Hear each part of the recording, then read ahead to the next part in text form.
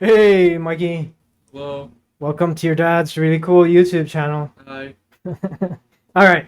So we are going to check out Michael's latest work in Blender 3D right now. All right, Michael. Tell me what you did.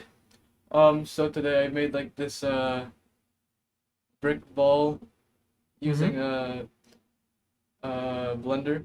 Yep. I used like different texture maps in order to mix them. I used like different nodes to mix those texture maps, and it was kind of cool up to the point where I had to render it because it was kind of laggy. And how long did it take you to build this? It took me like a week.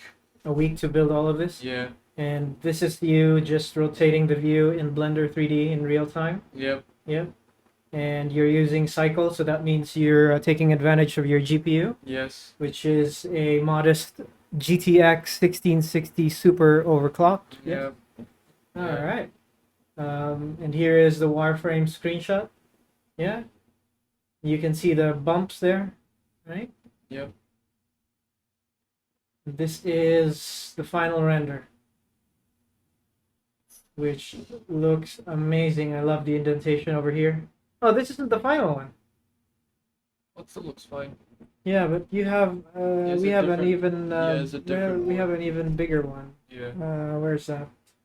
Let me send it to my phone. All right, here's the full render one, and the full size is that. That looks really cool. Did you have to edit the? Nope, that was an accident. I didn't know that was a thing. Well done though. Look at the bumps over there.